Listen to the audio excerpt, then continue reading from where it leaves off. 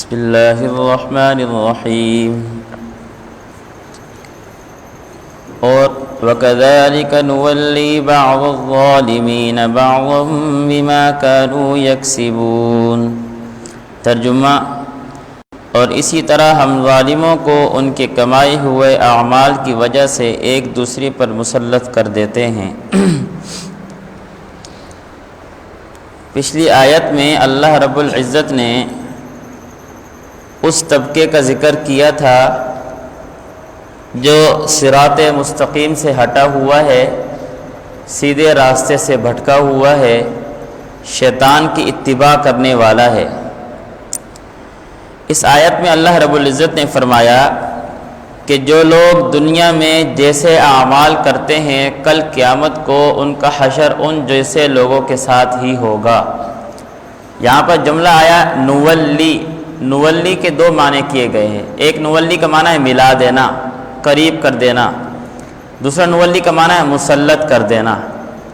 پہلے معنی کے اعتبار سے حضرت سعید بن جبیر رضی اللہ تعالیٰ عنہ کی روایت فرماتے ہیں کہ کل قیامت کو جب میدان حشر قائم ہوگا تو اللہ رب العزت جو بد کردار لوگ ہوں گے، برے کردار والے لوگ ہوں گے، جو برے اعمال والے لوگ ہوں گے، اللہ ان لوگوں کو ان لوگوں کے ساتھ جمع کر دے گا، چاہے وہ دنیا میں جہاں رہتے ہو، نسل ملتی ہو، نسب ملتا ہو، خاندان والے ہوں یا نہ ہوں، لیکن کل قیامت والے دن برے لوگ برے لوگوں کے ساتھ جمع ہو جائیں گے، ان کا کٹھ ایک جگہ پر ہو جائے گا، نیک لوگ نیک لوگوں کے ساتھ جمع ہو جائیں گے، مسلمان مسلمان کے ساتھ اکٹھا ہو جائے گا، کافر کافر کے ساتھ اکٹھا ہو جائے گا۔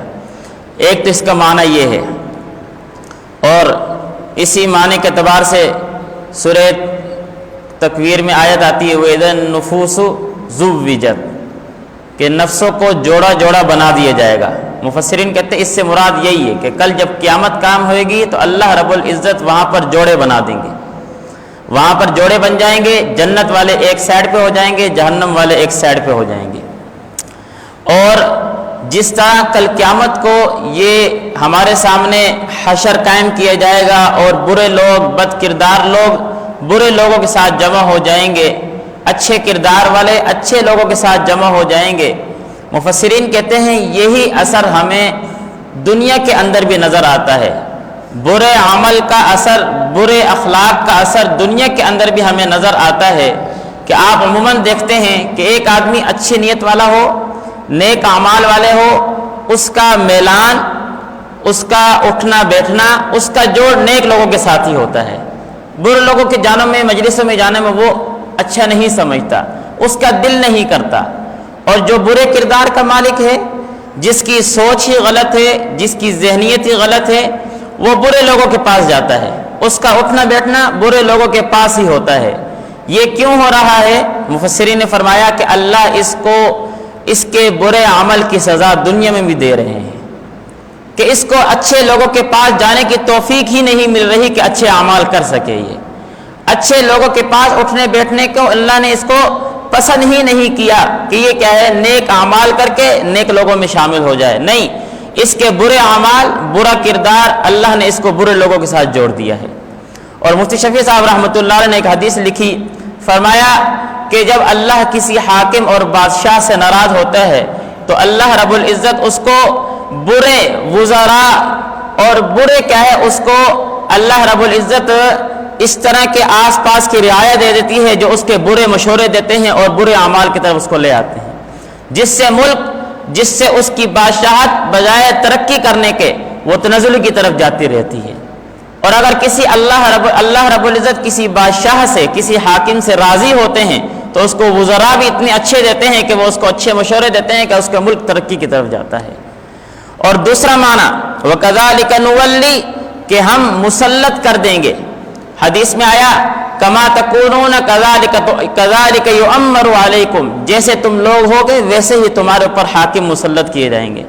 تم بد کردار کے مالک ہوگے، تمہارے اعمال برے ہوں گے، تم ظالم ہوگے، تمہارے اوپر حاکم بھی ظالم آ کر بیٹھے گا، تمہارے اوپر جو بادشاہت کریں گے وہ بھی برے کردار کے مالک ہوں گے، اور تم اگر اچھے ہوگے تو اللہ رب العزت تمہارے اوپر جو حاکم بنائے گا وہ بھی اچھے بھیجے گا۔ حدیث میں آیا کہ یہ جو حاکم آتے ہیں یہ ہمارے ہی اعمال کا نتیجہ ہوتا ہے. جیسے میرے اعمال ویسے میرے حاکم. میرے اعمال اچھے میرے حاکم اچھے, میرے اعمال برے میرے حاکم برے. تو ہمیں کیا حکم دیا جا رہا ہے کہ کل قیامت کو ہمارا جو حشر ہونا ہے وہ اللہ رب العزت وہ جیسے ہمارے اعمال ویسے لوگوں کے ساتھ ہمارا حشر ہوگا. تو دنیا میں ہم اپنے اعمال, اپنا کردار, اپنے اخلاق اچھے کریں تاکہ کل قیامت کو ہمارا حشر بھی اچھے لوگوں کے ساتھ ہو. انہی کے ساتھ کیا ہے ہمارا پھر جنت کی طرف جانے کا راستہ ہموار ہو جائے. نہیں اگر ہم برے اعمال کے مالک ہوئے, ہمارے اخلاق برے ہوئے, ہماری مجالس بری ہوئی اور ہم برے کردار کے مالک ہوئے تو کل قیامت کو ہمارا حشر بھی ان لوگوں کے ساتھ ہوگا اور پھر جہاں ان کے فیصلے وہاں ہمارے فیصلے ہوں گے. اللہ تعالی ہمیں سمجھنے کی توفیق نصیب فرمائے. ایک انتہائی افسوسناک خبر آپ حضرات نے رات نیٹ پہ پڑھ لی ہوگی. ہمارے بہت بڑے عالم حضرت مولانا عادل خان صاحب, حضرت شیخ سلیم اللہ خان صاحب کے بیٹے, اللہ رب العزت نے حضرت کو بڑا نوازا تھا. بڑوں کے بیٹے بھی بڑے ہوتے ہیں. میں اس مدرسے میں 2 سال پڑھتا رہا. بڑے عظیم کردار کے مالک تھے. رات ان پر قاتلانہ حملہ ہوا, وہ شہید ہو گئے. یہ بہت ہمارے لیے بڑا سانحہ ہے. ہم جاگنے کے لیے تیار نہیں ہیں. خدا را مسلمان بیدار ہو جاؤ, مسلمان بیدار ہو جاؤ. نہیں تو مولانا حق نواز صاحب فرمایا کرتے تھے کہ تمہارے گھروں میں گھس کر کے آئے تمہیں ماریں گے. آج میری عزت نہ روڈ پہ محفوظ ہے نہ گھر پہ محفوظ ہے. میری عزت میرے ہاتھ میں ہے ہی نہیں. اب میں پھر بھی کیا ہے سو رہا ہوں, مزے کی نیند سوتا ہوں. ہمیں بیدار ہونے کی ضرورت ہے. بہت سخت. نہ اس ملک میں صحابہ کا نام محفوظ ہے نہ صحابہ کا نام لینے والوں کا نام محفوظ ہے. آج وہ ایک بندہ اٹھا تھا, صحابہ کی خاطر اس نے آواز لگائی تھی, آج ہمارے سامنے سے وہ مٹا دیا گیا. شہادت مومن کا مطمع نظر ہوا کرتی ہے لیکن یہ سرمایہ بڑے عظیم ہیں. اگر یہ سرمایہ ہمارے سر سے اتر گئے ہمارا کوئی حال نہیں ہوگا. انہی سرمایہ کو بدولت ہم نے آگے جانا ہے. اگر یہ سرمایہ نہ رہے تو پھر ہمارے اوپر ایسا سرمایہ مسلط ہو جائے گا جو ہمیں پھر کیا ہے اپنے ہاتھوں سے مارے گا. آج یہ ہماری خاطر کیا ہے اس ملک کے اندر, ہمارے ناموس کی خاطر ہمیں کیا ہے مسلمان بنانے کے لیے کیا ہے اس ملک میں یہ نام لیتے ہیں. ان کو کیا پڑا ہوا ہے کہ یہ آگے پیچھے کیا ہے جا کر مجالس کرتے ہیں جی صحابہ کا نام لیتے ہیں. کیوں؟ تاکہ ہم مسلمان رہیں, یہ ملک مسلمانوں کے پاس رہے. لیکن آج وہ نہ رہے. دعا کریں اللہ رب العزت کیا ہے ان کے درجات کو مزید بلند کرے. جو انہوں نے خدماتیں دی ہیں اللہ ان کو قبول فرمائے. ان کے وارثین کو صبر جمیل عطا فرمائے, چاہے وہ روحانی ہوں چاہے وہ جسمانی ہوں. 3 دفعہ سورہ اخلاص پڑھ لیں, 1 دفعہ سورہ فاتحہ پڑھ لیں, دعا کر لیتے ہیں.